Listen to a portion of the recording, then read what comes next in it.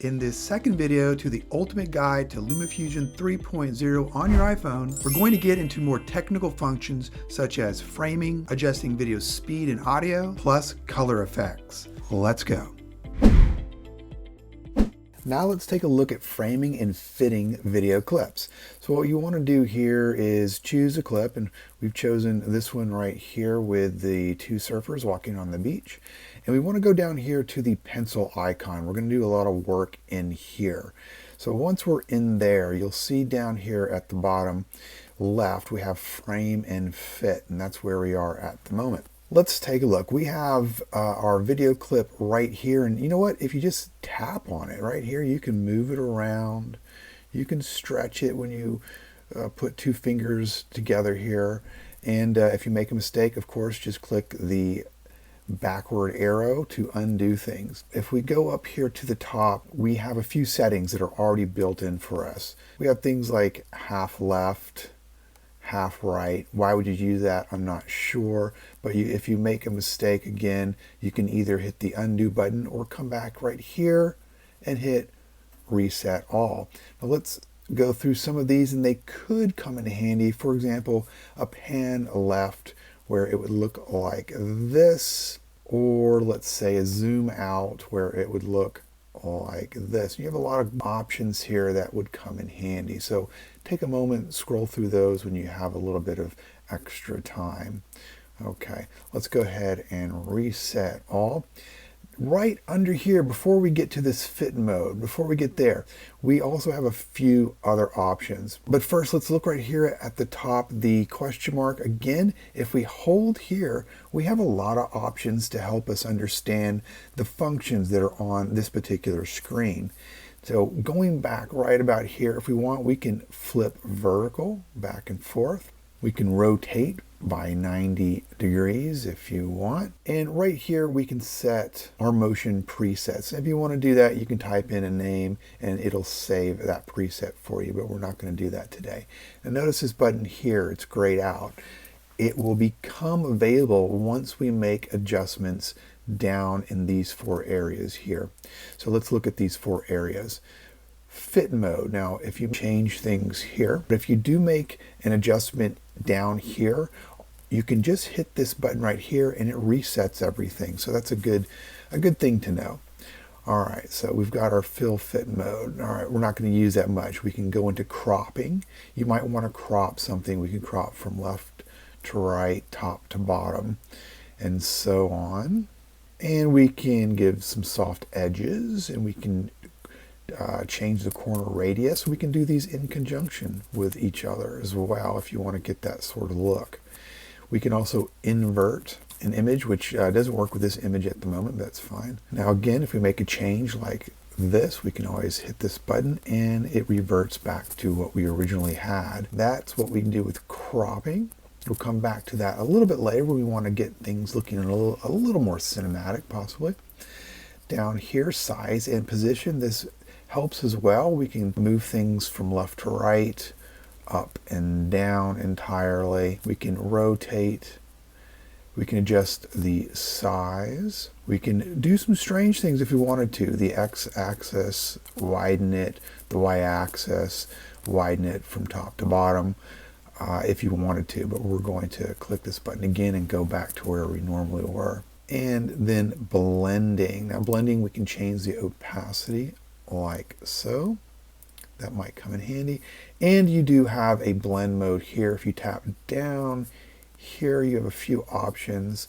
Not all of these really work well, but for example, if we hit hard light, it sort of gives a different look to the scene. And that setting shows up right here, so you know that you've made a change. One thing to keep in mind that really does come in handy, you might want to cut up your shots, which we'll look at a little bit later.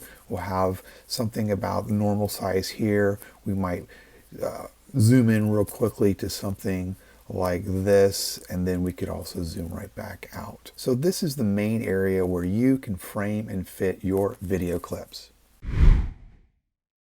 The next thing we want to do is let's take the same video clip and we can click on that and the pencil icon, and we're in frame and fit, but let's go one over and we have speed and reverse. This comes in handy in a couple different ways.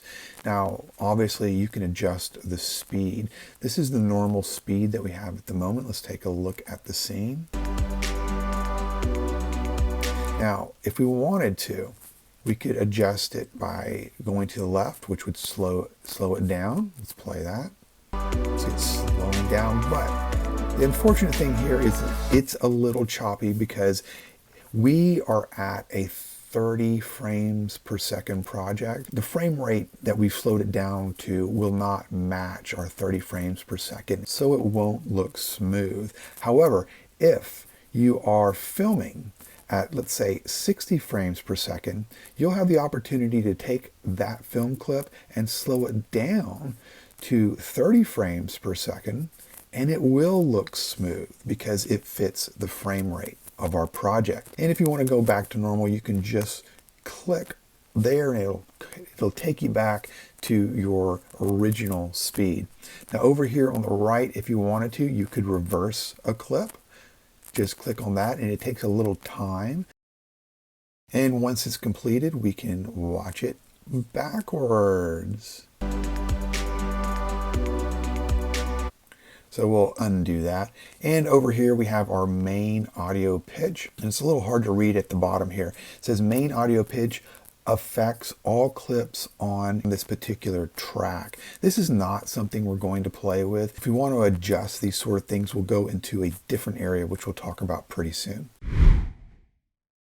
Let's take a look at a new feature on Lumafusion 3.0, which is their stabilization feature. We're not going to use any of this stock video because this video is already professionally made.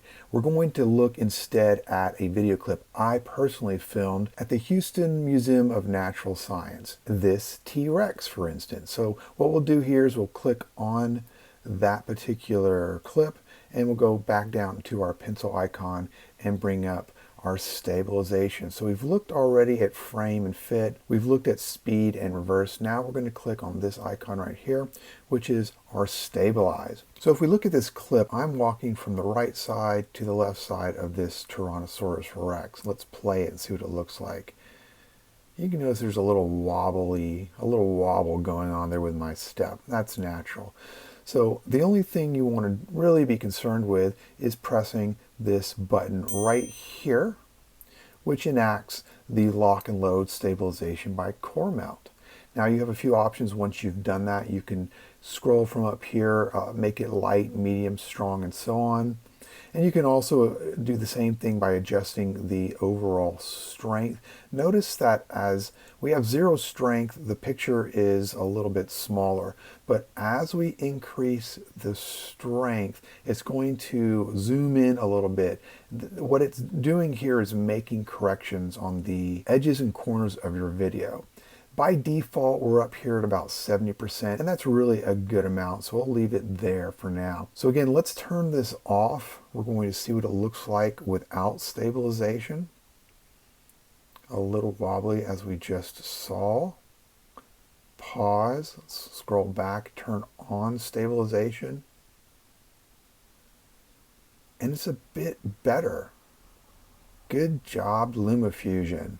All right, now to make a few other adjustments while this is on, you can go into advanced strength and you have the option of adjusting the horizontal, vertical, and rotational strength as well as the zoom.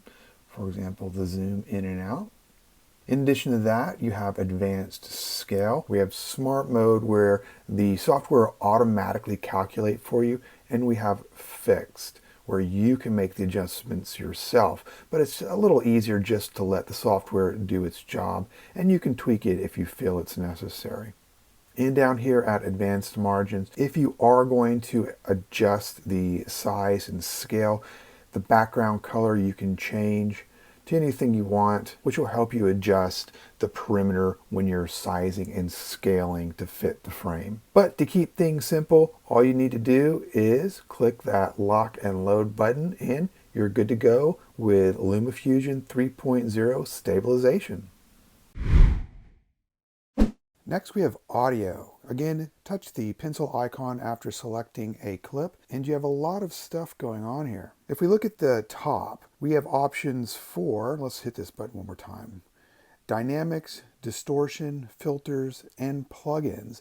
So with dynamics, you have a few choices. With distortion, you have three options: delay, distort, and pitch. With filters, you have bandpass filter, high pass, high shelf filter, low pass filter, low shelf filter, graphic equalizer, and parametric EQ. And there are a few third-party plugin options. When you have an audio file, you can scrub back and forth right here and you can play it.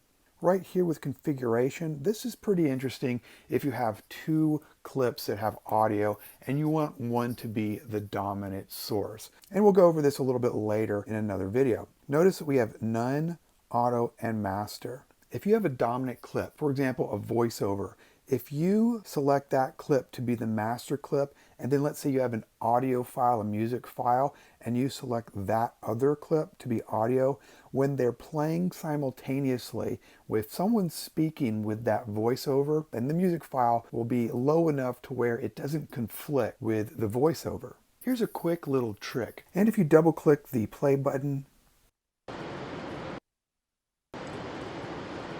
what will happen is this particular clip will continue to replay itself, so you can make adjustments in real time. For example, here with the gain, this is volume down, volume up.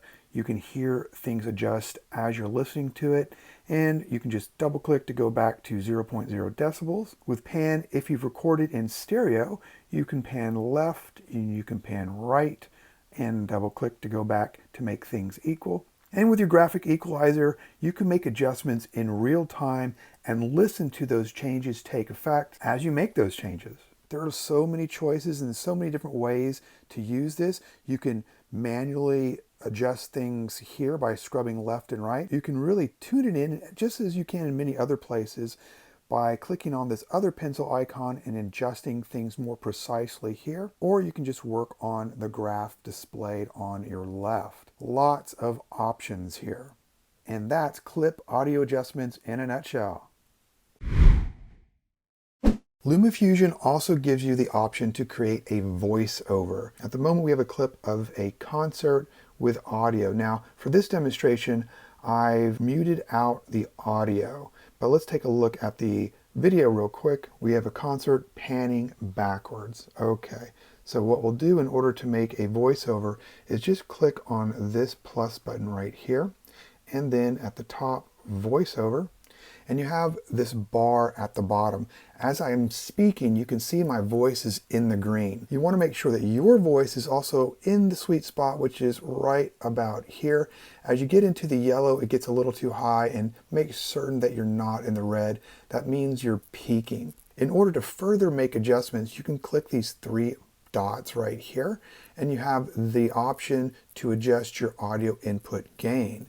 You can go lower or higher to make sure you're in that sweet spot. But I'm going to keep it right about 70, which is fine. Now, in order to record, you just click this white circle here, and we'll do that now. So we have, it counts down to 3, 2, 1, and I'm recording right now. My voice is being recorded, and you can see that it's doing so at the bottom with this red bar that's progressing.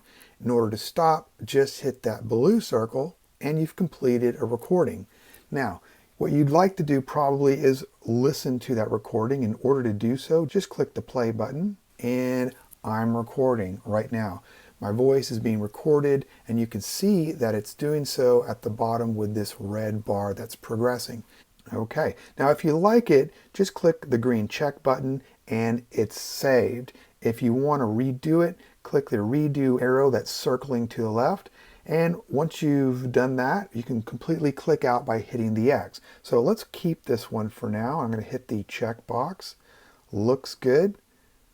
Let's push play. And I'm recording right now. Great. So now we can see that I have my video file at the top. I have two audio files down here that have been muted, and I have myself, my voiceover, at the bottom that is not muted. Next, let's look at audio ducking when we unmute these two other audio files. We spoke a little bit about audio ducking previously, but we didn't really go through the process. So let's do that now since we have several audio tracks recorded here. We have 3 to be specific. Let's go ahead and listen to this track and see how all 3 compete with each other for sound. And I'm recording right now. My voice is being recorded, so that doesn't sound so great. If you want one track to be the dominant file, then this is what you'll do. Let's take our voiceover. Now we'll click on our voiceover here and we'll go into the pencil icon and into the audio area. Once we do that, into audio, go into configuration, and here we have ducking right here. We want to make this a master file, which it will dominate any other file as we see fit. Go ahead and get out by clicking here. Now let's go into our other 2 files. This is the file of the audience yelling and screaming. We'll go in here to our pencil icon, configuration, and hit auto. We'll go back, do the same to our music file here, the pencil icon, configuration, and click auto and go backward. And let's go ahead and listen again to see how things sound. And I'm recording right now. My voice is being recorded, and you can see that it's doing so at the bottom with this red bar that's progressing. Okay, so you could hear as my voiceover ended, the other 2 files increased in volume. That, in essence, is audio ducking. And the last option we have here with editing our clips is color and effects. Now I've put down a new clip here, and let's watch this one really quickly.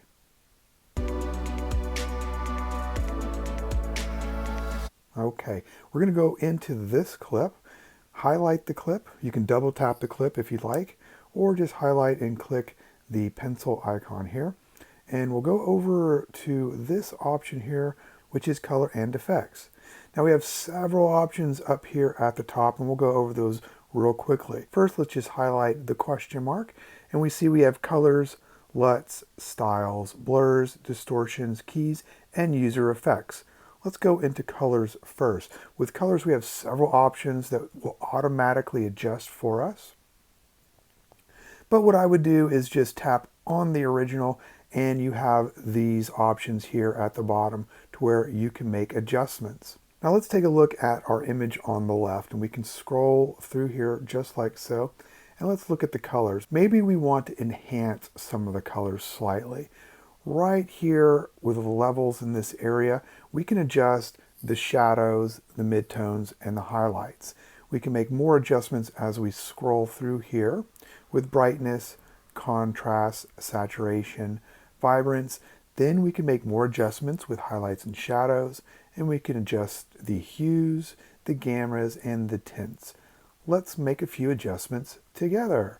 So as far as brightness goes, we can go back and forth. Let's make this just slightly darker. Let's give it a little bit more contrast.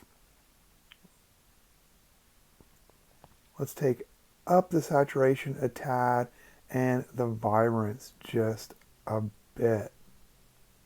Now, to see the differences that we've made, we have a little icon of an eye. We can tap that off. This is without any adjustments, and we can tap it to show the adjustments. Here is the subtle difference between the 2. And I like this version a little bit more, so I'm going to keep it. Now, our other options up here, LUTs, styles, blurs, distortions, and user effects. With LUTs, you can apply several different LUTs that are already available for you. And when it comes to LUTs, you can click on this button right here and import LUTs from external sources. With our styles, there's some unique styles to choose from. With our blurs, of course, just as you would expect, it will blur the video for you in unique ways. With distortions, you'll get some unique distortions.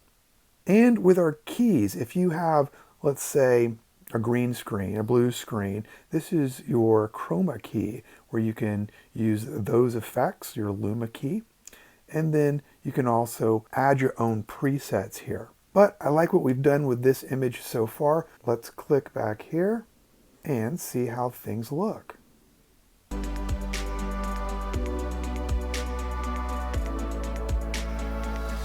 Okay, these color and effects look good to me. How interested are you in making video edits smoother? Find out how in the third part of this series right here.